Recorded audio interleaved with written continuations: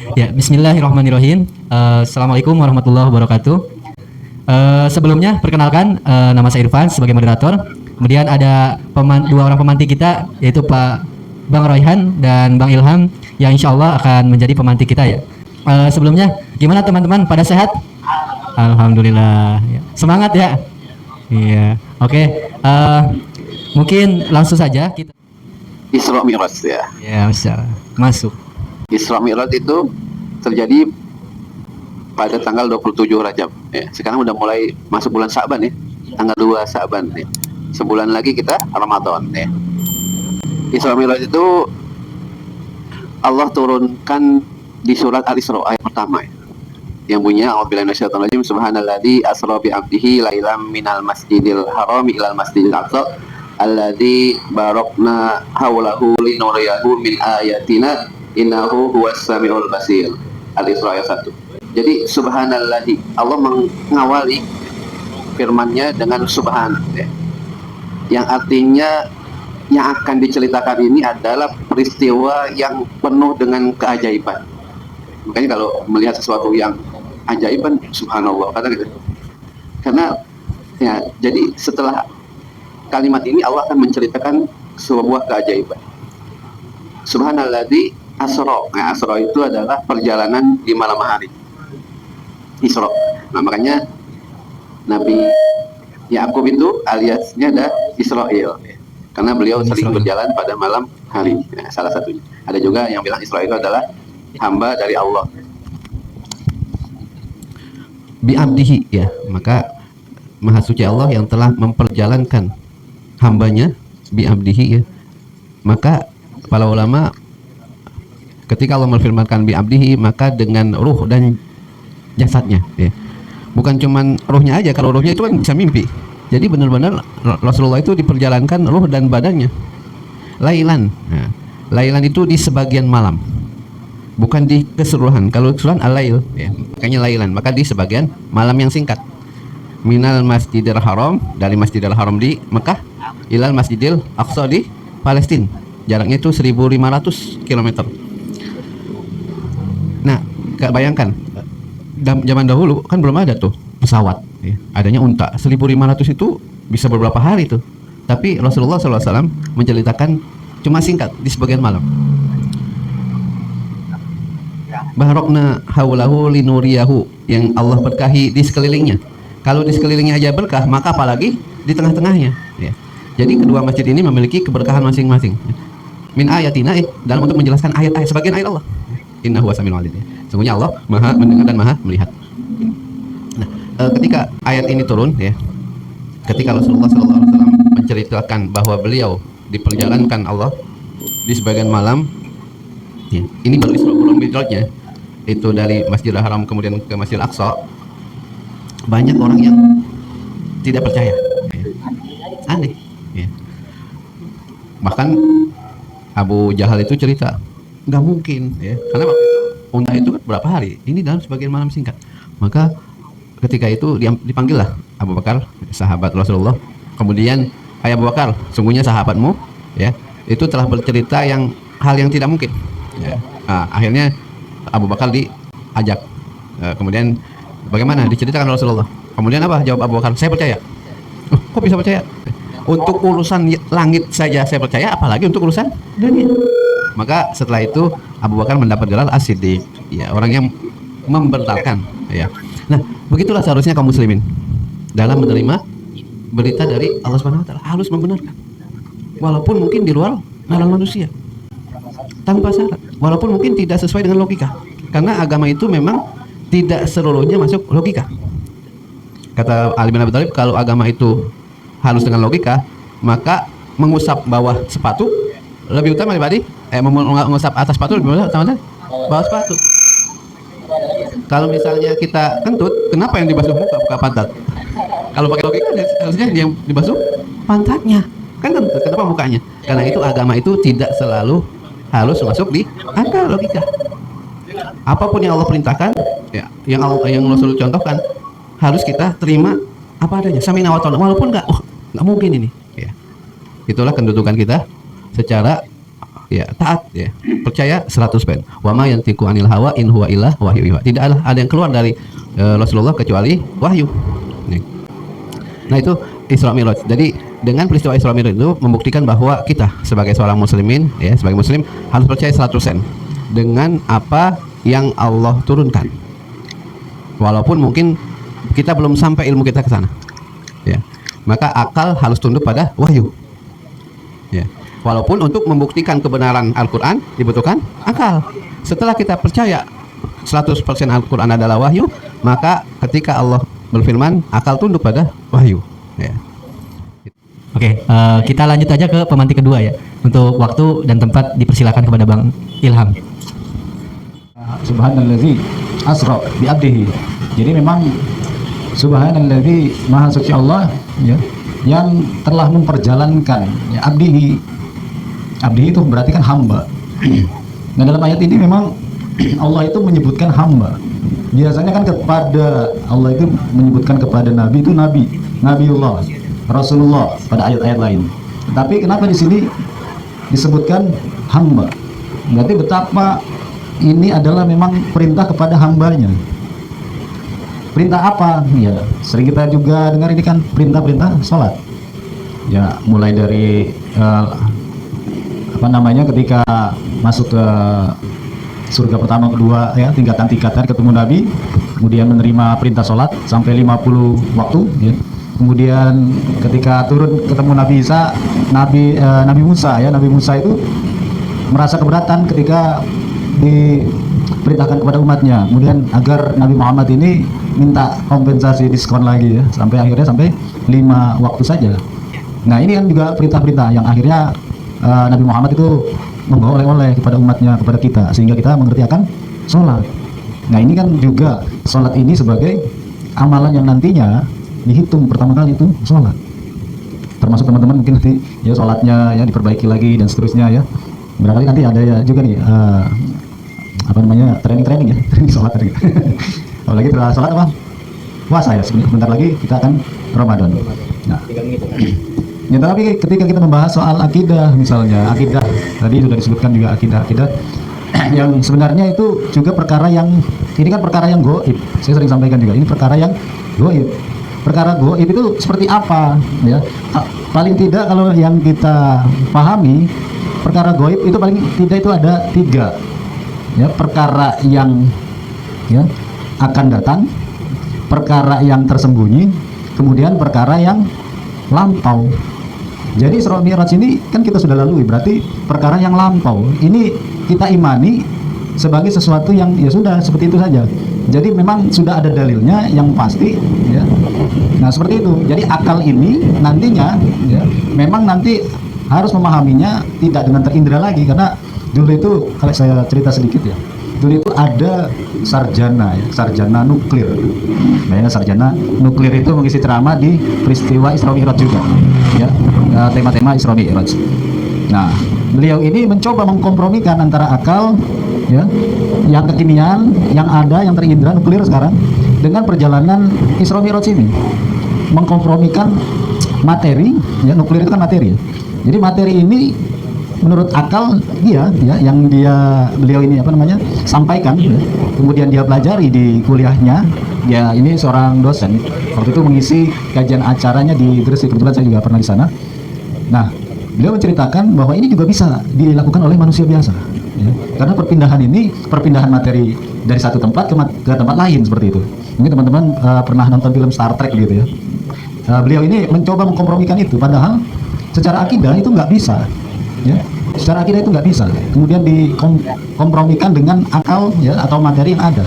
Kalau di film Star Trek itu kan hayalan ya, hayalan yang misalnya kita dari Bekasi pindah ke Jakarta gitu ya, diurai materi kita, disedot ke sana gitu ya, jadi berpindah tempat dalam sekejap. Bayangkan ya, bisa nggak bisa, itu harus dengan waktu tertentu. Nah Isra Mi'raj ini juga kan dia sekejap ya, dengan waktu yang ketika zamannya Nabi, orang itu nggak bisa membayangkan dalam satu malam dari Mekah ke Palestina, dari Masjidil Haram ke Masjidil Aqsa. Itu nggak mungkin ini Nabi Muhammad melakukan itu ya, seperti itu. Nah akhirnya banyaklah orang-orang yang beriman, kemudian ada juga yang kemudian kafir kembali lantaran cerita-cerita dari Nabi ini, oleh-oleh dari Nabi ini. Saya ketemu Nabi ini kan seterusnya ya, ketemu juga masuk ke surga, ke neraka ya, dan seterusnya, sampai kembali ke Makkah ditertawakan oleh orang-orang kafir Quraisy. Nggak mungkin ini. Tapi para sahabatnya yang pertama siapa? Yang percaya pertama kali Abu Bakar As-Siddiq, Abu Bakar, makanya dipercaya. Mendapatkan gelar As-Siddiq yang pertama kali ya, tiap Nabi ngomong dia percaya, sahabat ini. Nah, bagaimana dengan kita, kan itu pertanyaannya ya. Nah, ini waktu yang lampau, masalah gaib, masa yang lampau. Apakah kita percaya? Apakah kita kemudian percaya begitu saja? Nah, itu kan. Nah, sekali lagi ya teman-teman, kita mengajak agar kita yakin gitu ya akan apa yang akan ada di dalil ya, Al-Quran maupun dalam hadis itu, maupun ijma sahabat, maupun kias yang nantinya ada di dalam Islam, seperti itu. Nah, ini yang awalan ya mungkin ya, awalan dari saya. Barangkali nanti bisa disambung dengan pertanyaan. Terima kasih untuk Bang Ilham untuk penyampaian materinya sebagai pemantik. Dua pemantik sudah menyampaikan materinya. Nah, mungkin teman-teman ada yang mau ditanyakan, silahkan, baik itu ke Bang Ilham atau ke Bang Royhan dari tadi materi yang sudah dipaparkan. Ada yang kurang paham atau masih ada yang kurang dimengerti, silakan. Iya, iya, Bang Agus. Nah, bener Bang Agus, masya Allah, Bang Agus ini. Iya. Bang Aryo, gimana kabarnya Bang Aryo? Baru kelihatan. Iya. Alhamdulillah ya, dalam waktu kesempatan ahad ini bisa datang. Iya. Assalamualaikum warahmatullahi wabarakatuh. Waalaikumsalam warahmatullahi wabarakatuh. Mau nanya nih Bang, Boleh Bang. tentang Isra Mi'raj ya Bang ya? Iya betul Bang. Saya masih keder nih. Bang. Nanya sama siapa ini? Ya, nama pemantik Bang. Wah. Silakan.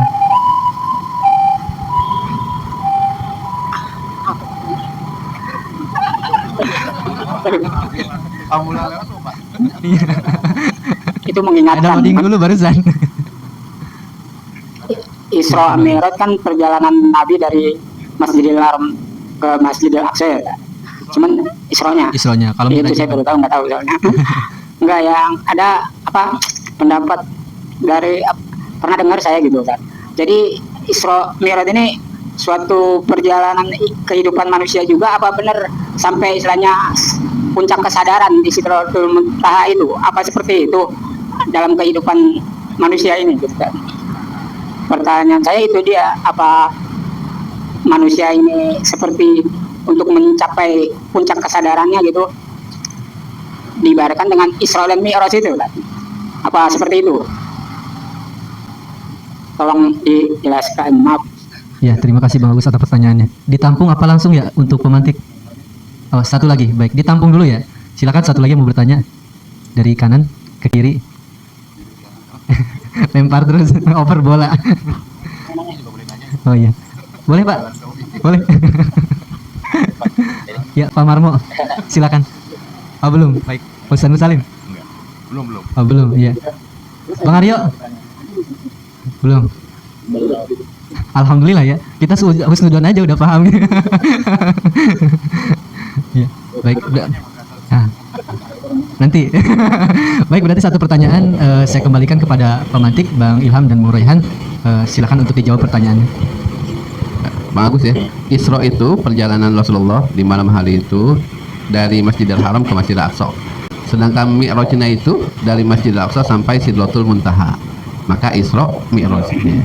Jadi ada dua kali ya. Nah, di Mi'rajnya itulah yang tadi Bang Ilham katakan, Rasulullah mendapatkan perintah sholat itu di Mi'rajnya, bukan di Isra-nya. Di Isra-nya itu Rasulullah sampai di Masjid Aqsa, kemudian para nabi berkumpul dan Rasulullah menjadi imamnya. Ya, kalau antum sering dengar salawat tarhim ya, itu ada wa antal imam gitu. Jadi engkau menjadi imam. Ya, Rasulullah mengimami para nabi. Nah, ini juga menjadi ibroh bahwasanya Islam itu sebagai agama penutup di antara agama-agama sebelumnya yang Allah turunkan kepada umat manusia, menjadi agama penyempurna ya, dari agama yang dibawa oleh rasul-rasul atau nabi-nabi sebelumnya ya. Itu disimbolkan dengan Rasulullah memimpin sholat para nabi di Masjidil Aqsa. Nah, kemudian Rasulullah Mi'raj ya, dari Aqsa ke Sidratul Muntaha. Di langit pertama bertemu Nabi Adam alaihissalam, di langit kedua bertemu Nabi Yahya dan Nabi Isa, di langit ketiga bertemu Nabi Yusuf, di langit keempat bertemu Nabi Idris, di langit kelima bertemu Nabi Harun, di langit di enam ketemu Nabi Musa ya. Di langit ketujuh ya ketemu Nabi Ibrahim alaihissalam, Abul Anbiya, bapaknya para nabi. Baru beliau ke Sidratul Muntaha ya, bertemu dengan Allah, kemudian mendapatkan perintah sholat 5 waktu dan 2 ayat surat terakhir surat Al-Baqarah ya. Nah, dari sini banyak yang bisa kita ambil pelajaran ya. Yang pertama adalah tadi keimanan Abu Bakar As-Siddiq ya, yang merupakan sahabat Rasulullah yang paling gampang menerima Islam. Jadi kan sering kalau saya katakan ketika kita mendakwahkan itu ada macam-macam Abu ya. Ada yang kita dakwahkan langsung terima, Abu Bakar, tipe Abu Bakar. Ada yang kita dakwahkan dia pilih-pilih, Abu Sufyan. Abu Sufyan.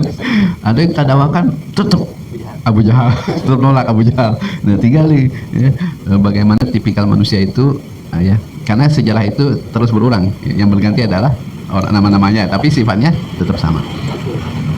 Nah, itu adalah ibrah pertama, bahwa seseorang itu ya, seorang sebagai kaum muslim kita harus menerima utuh ya, menerima dengan yakin, penuh keyakinan ya. Kan Allah berfirman, tidak beriman salah seorang di antara kamu ya, apabila ada perintah kemudian tidak ada lagi pilihan selain itu ya. Jadi kalau Allah katakan A, kemudian Rasulullah A, kita A tanpa kita pikir panjang, kenapa A? Samina wa ta'na ya. Sebagaimana Abu Bakar menerima dengan yakin ya, apa yang dikatakan Rasulullah. Maka keimanan Abu Bakar itu ya, kalau ditimbang dengan imannya seluruh penduduk Madinah, lebih utama keimanan Abu Bakar. Bahkan ada sebuah riwayat di ketika Isra Mi'raj itu kata Abu Bakar, jangankan ini ya, kalau ada tembok putih di depan saya kemudian Muhammad bilang itu hitam, saya bohongi mata saya katakan itu hitam. Nah, itu keyakinan seperti itu yang harusnya kita peroleh, yang kita ya harus kita lakukan seperti itu ya. Kalau tembok putih kemudian Nabi Muhammad bilang itu hitam, kita harus bilang itu hitam. Kita bohongi mata kita, kemudian kita yakini apa yang Allah katakan dan Rasulullah katakan. Yang kedua, bahwasanya ya, Allah itu ya bisa melakukan apa saja ya. Jadi kalau misalnya gini, bisa nggak lalat terbang ya dalam waktu 1 jam ya dari sini ke Bogor? Bisa nggak lalat terbang? Nggak bisa. Seperti itu, lalat terbang dari sini ke Depok bisa 1 jam, bisa nggak? Nggak bisa. Tapi kalau lalat itu nempel di mobil, bisa nggak? Nah, itu bisa. Jadi Rasulullah itu diperjalankan, yang bukan Rasulullah tapi Allah yang memperjalankan. Jadi Allah yang memperjalankan. Jadi kalau kita pikir nggak mungkin lalat itu terbang 1 jam ke Depok, tapi kalau lalat itu nempel di mobil, bisa 1 jam nyampe Depok. Nah, nebeng kayak gitu. Jadi maka Asra bi abdihi diperjalankan. Jadi Nabi Muhammad tinggal duduk istilahnya gitu ya. Dia naik buruk yang kecepatannya melebihi kecepatan cahaya. Kemudian ketika jadi ada yang ketiga, ada perintah-perintah itu ya, yang Allah berikan lewat wahyu, ada juga yang Allah berikan langsung. Kalau puasa itu lewat wahyu ya. Kutiba alaikumusiyam syahrul ramadan alladzi ya kan. Tapi kalau sholat itu langsung Allah berikan di Sidratul Muntaha. Jadi penetapan salat itu bermacam-macam ya. Kemudian tadi Bang Agus nanya, apakah itu bisa kehidupan manusia ya. Tadi karena kalau Rasulullah SAW itu mi'rajnya benar-benar dengan badan dan jiwanya ke Sidratul Muntaha, kalau kita mi'rajnya itu sholat ya kan. Kita bertemu Allah itu ketika kita salat. Maka itu ketika kita salat, lakukanlah salat itu dengan sehusuk-husuknya. Karena ketika salat itulah kita bertemu dengan Rabb kita paling dekat. Kalau kita ngaji, kita cuma membaca firman-Nya. Tapi ketika kita sholat, kita berdialog dengan Allah Subhanahu wa taala. Maka itu ketika ada keluhan, kita mengeluh dengan Allah pada waktu sholat. Itulah mi'rajnya kita sebagai hamba. Ya. Mi'rajnya kita, bertemunya kita dengan Rabb adalah ketika kita sholat.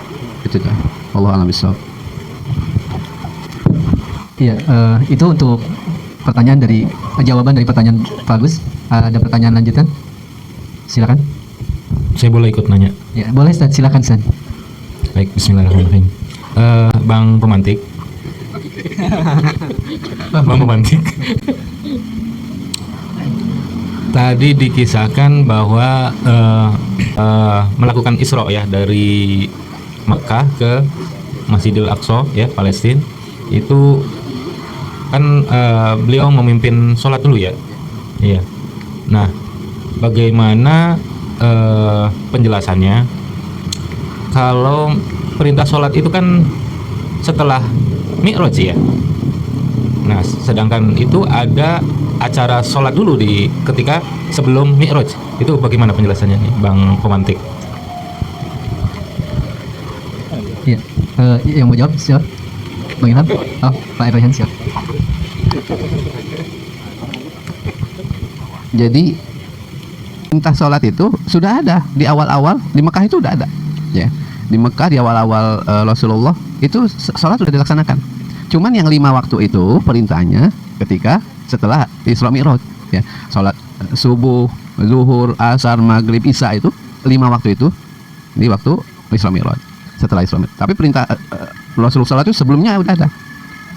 Makanya Jibril mencontohkannya itu waktu-waktunya aja, karena gerakannya itu udah ada, udah sebelumnya diajarkan, sudah diajarkan oleh Rasulullah kepada para sahabat sebelum datangnya peristiwa Isra Mi'raj. Wallahu a'lam bishawab. Ya, terima kasih untuk jawaban dari pertanyaannya. Mudah-mudahan bisa dipahami ya.